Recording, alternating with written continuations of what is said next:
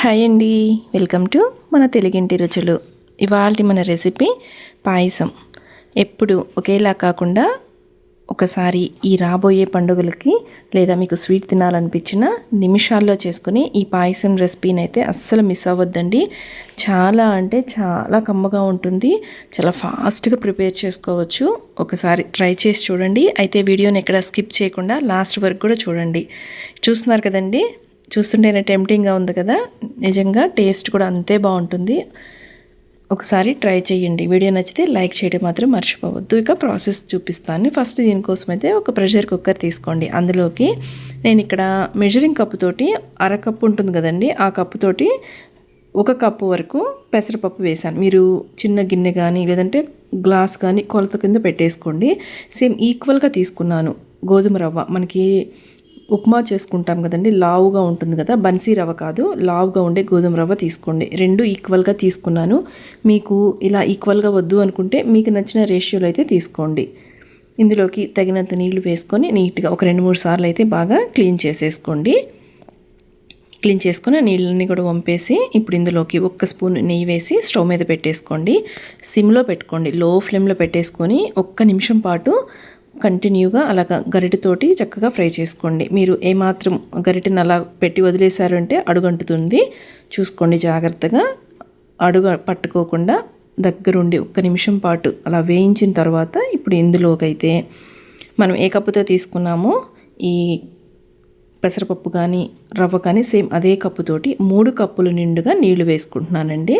Next 1 cup నిండుగా కాచి చల్లార్చిన పాలు, పచ్చిపాలు కాదండి, కాచి చల్లార్చిన పాలు, అది కూడా కొంచెం మనకి క్రీమ్ మిల్క్ ఉంటాయి కదా అవి వేసుకోండి. ఎప్పుడైనా పాయసానికి ఇలాగా కొంచెం వెన్న ఎక్కువగా ఉండే పాలు వేసుకుంటే బాగుంటుంది టేస్ట్. ఇలాగా 3 కప్పుల నీళ్లు 1 కప్పు పాలు వేసి స్టవ్ మీద పెట్టేసి లో టు మీడియం ఫ్లేమ్లో ఒక విజిల్ రానివ్వండి, సరిపోతుంది. మరి ఎంతకంటే ఎక్కువ వద్దండి. పప్పు కూడా మనకి అక్కడక్కడ కొంచెం పలుకు తగులుతూ ఉంటే పాయసం టేస్ట్ అనేది సూపర్గా ఉంటుంది. చూడండి చక్కగా ఉడికిపోయింది. నేను చెప్పిన ఈ కొలతలతో ట్రై చేయండి.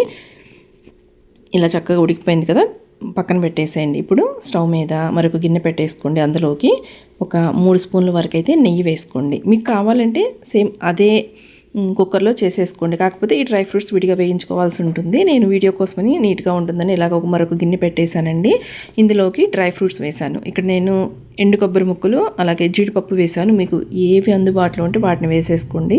ఈ జీడిపప్పు కొంచెం వేగిన తర్వాత కిస్మిస్లు వేసేసుకున్నాను. ఇలా చక్కగా వేగిన ఈ డ్రై ఫ్రూట్స్ని అయితే ఒక గిన్నెలోకి తీసేసుకొని పక్కన పెట్టేసుకోండి.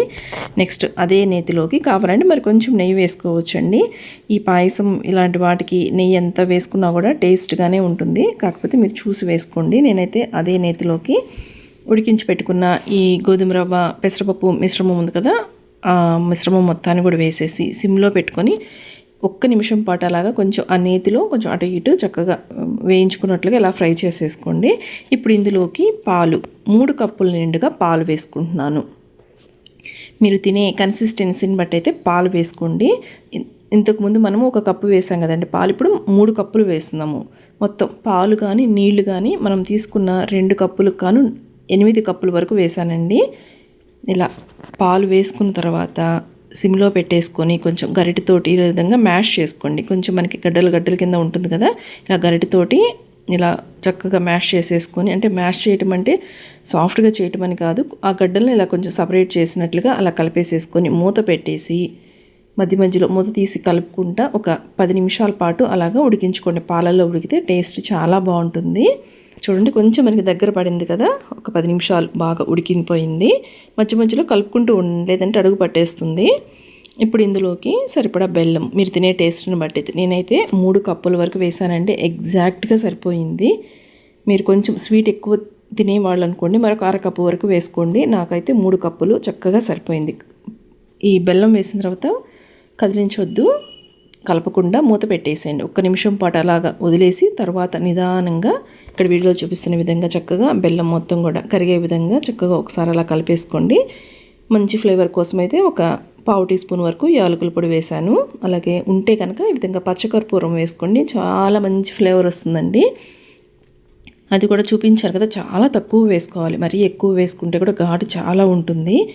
చాలా కొంచెం వేసేసుకొని ఒకసారి ఇలా కలిపేసేసుకోండి. నెక్స్ట్ ఇందులోకి చిటికెడు ఉప్పు వేసుకోండి. చేస్తుంది స్వీట్ కదా, మనకి కొంచెం ఆ వెగటు అనేది లేకుండా ఉండాలంటే కొంచెం అలాగ సాల్ట్ పెడితే మనకి టేస్ట్ కూడా బాగుంటుంది. నెక్స్ట్ డ్రై ఫ్రూట్స్ వేసేసానండి. వేయించుకున్న డ్రై ఫ్రూట్స్ వేసేసుకున్నాను. అలాగే మరొక 2 స్పూన్లు పైనుంచి నెయ్యి వేసుకుంటున్నాను. ఇలా నెయ్యి వేసేసి ఒక్కసారి కలిపేసేసి ఇక స్టవ్ ఆఫ్ చేసేయండి. మీకు కన్సిస్టెన్సీ కొంచెం మీకు ఏదైనా గట్టిగా ఉంది అనుకోండి, కాచిన పాలు మరొక కప్పు వరకు వేసుకోండి, సరిపోతుంది. చూడండి, ఈ కన్సిస్టెన్సీతో మీకు చాలా టేస్టీగా ఉంటుంది. ఇక మీరు తప్పకుండా ట్రై చేయండి. రాబోయే ఫెస్టివల్స్కి ఈ టేస్ట్ మీకు కూడా తప్పకుండా నచ్చుతుందండి. వీడియో నచ్చితే కనుక ప్లీజ్ లైక్ చేయటం మాత్రం మర్చిపోవద్దు. నా వీడియోస్ మీకు నచ్చితే ఒకసారి ఛానల్ని విజిట్ చేయండి. సబ్స్క్రైబ్ చేయకపోతే ప్లీజ్ ఇప్పుడే సబ్స్క్రైబ్ చేయండి ఫ్రెండ్స్. Thanks for watching.